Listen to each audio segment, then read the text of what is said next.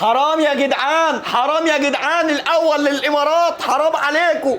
من اول الماتش بنلعب بكل رعونه، ده منتخب مصر.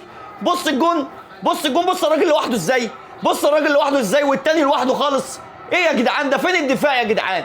فين الدفاع يا جدعان؟ ولا في دفاع ولا في خط نص ولا في هجوم. بص بص بص، براحته خالص، براحته خالص. ولا انتم مستنيين بسام يتألق زي الماتش اللي فات؟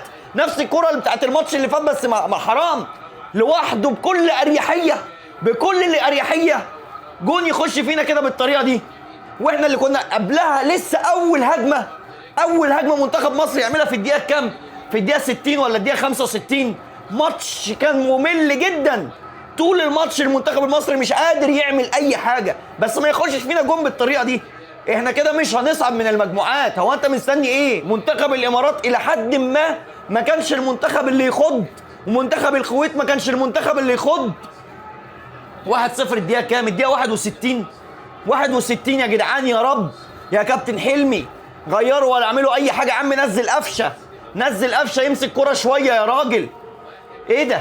المنتخب المصري بيقدم اداء سيء. سيبك من النتيجه، الاداء نفسه سيء. هو ده منتخب مصر يا جدعان؟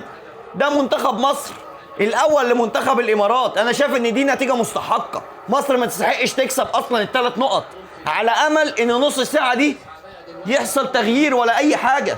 نص الساعه دي يحصل فيها تغيير ولا اي حاجه، منتخب مصر شكله حتى يتغير، حتى نبقى خسرانين بس يبقى شكلنا كويس يا جدع.